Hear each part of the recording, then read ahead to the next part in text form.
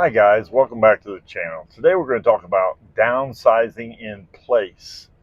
Now there's tons of videos on YouTube about downsizing, but generally, well not generally, always involves moving from a two bedroom apartment to a one bedroom apartment, or more frequently and most often moving from a big house to a little house. But this is something that I've looked for. I mean, I've actually looked for hard, and I can't find one. They may be out there somewhere, but I can't find it. And that's downsizing in place. I think this is one of the most important things we can do if we choose to stay in our own home that we've lived in for a long time. So that's what this video is going to be about. About 3 or 4 years ago, once we decided to stay, we thought about downsizing in homes, and because we get a smaller house, easier to maintain, uh, cheaper to live there. But it's just a bad time. The markets were changing. Then the world shut down for a few months, and we just decided we were going to stay where we were and fix up the house the way we done it, the way we wanted it done. We'd lived there 30 years. We'd really not done that much to it. Uh, because of bills and kids and raising a family and running a business, and you know the drill. But we decided to downsize in place. So what that meant for us was we had a lot of stuff, what I call stuff. We had a lot of stuff. It's too good to throw away, but you might need it someday. You guys know what I'm talking about. So as we were working on it, I was able to do most of the work myself. As we were working on it, we got rid of things. We went through closets. We went through the basement. We went through just everywhere. We went through everywhere. We had stacks of stuff for Goodwill. I don't think we sold very much. I sold a few of my tools towards the end, but for the most part, we just gave it to Goodwill. It served its purpose with us, whatever that thing was, but we really have no use for it anymore. Got rid of a lot of books, just got rid of a lot of stuff. And it really, really simplified our life. It's very, very liberating. Uh, and we did it, and we stayed there, and we're happy there, and we're still there. We've made it so in case one of us gets disabled in one way or another, that we can still maintain the home. It's affordable. So it worked for us. And that's what I'm going to suggest that you do. If moving is not an option, or you want to stay in your home, there's a few things you can do to make it easier for you to stay there. Now, her mother passed away. My mother-in-law passed away about 10 years ago, and I was, long story, but I was the one that was taking care of the house. I had to go through all her stuff. She three she lived in a little 3 bedroom brick ranch, 3 bedroom, 1 bath brick ranch with a sunroom on the back, and small closets, big hutch. I mean, she lived there a long time. Now, she wasn't what I would call a hoarder at all. But come on, how many coffee cups do you need? I ended up going through her house, and she had over 40. I quit counting the 40 coffee cups. Come on, how many coffee cups do you need? That's just one little example. And I can't tell you how many times I'd have 3 piles: Goodwill, trash, recycle. That was it. That's what I did. We gave tons of stuff to Goodwill. We ended up giving the furniture to someone who was needy, and it worked out really well for everybody involved.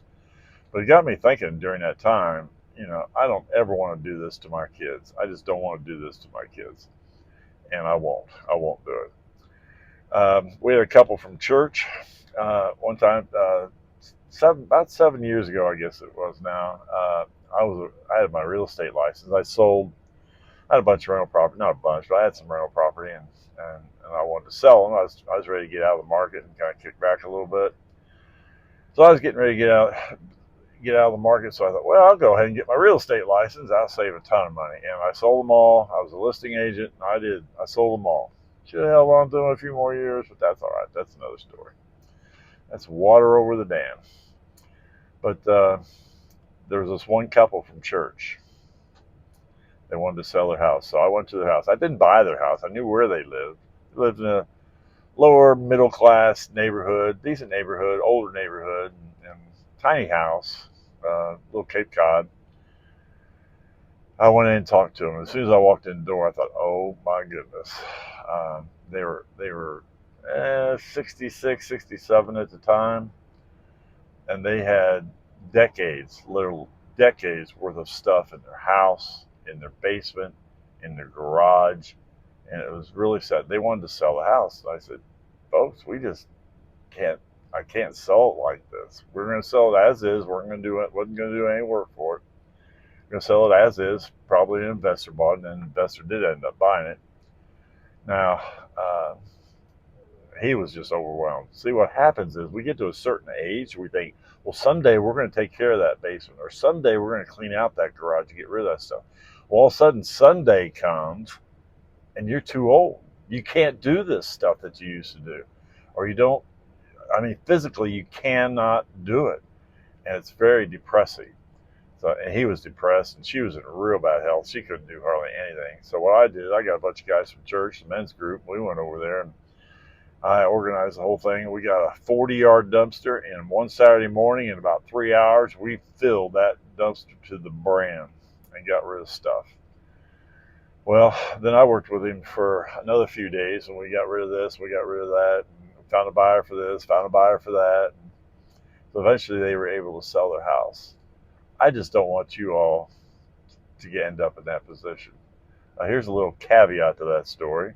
I was a licensed realtor. Now, even then, everything was done online. Everything. Emails, DocuSigns, electronic signatures, all this stuff. They moved to Indianapolis to a retirement community. They had no smartphone. All they had was a landline. They had no cell phones. All they had was a landline. No internet. Okay.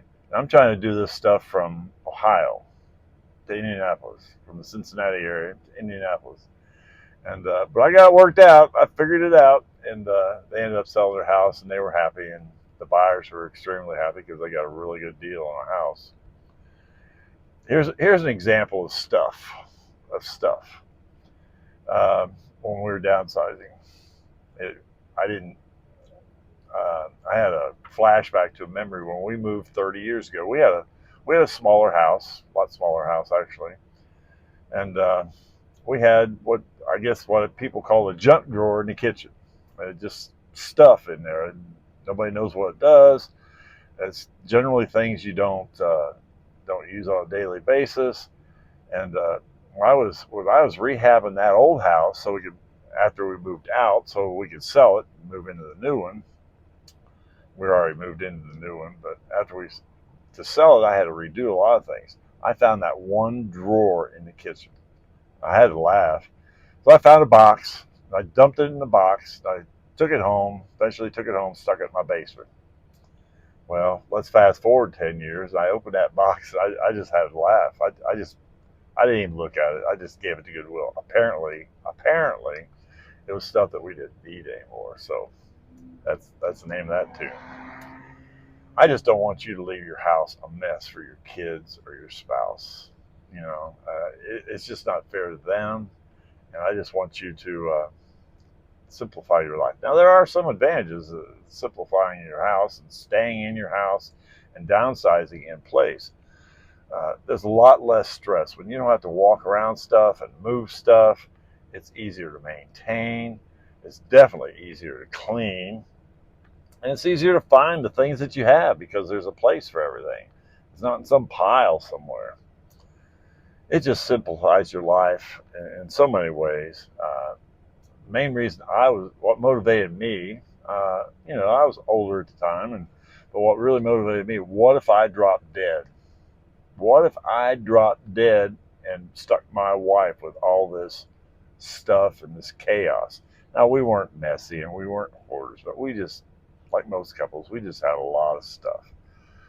And that motivated me. Today, right now, if I dropped dead, she'd get my son and daughter-in-law and their 3 kids over there. They could organize that house to move about a half a day, maybe 3/4 of a day. they'd have everything packed up, ready to go if they had to, and the house is market ready. I mean, it's ready. It's ready. So just give that some thought. Give that some thought. If you like what you heard here, like and subscribe to the video. Uh, that's about all I've got for today.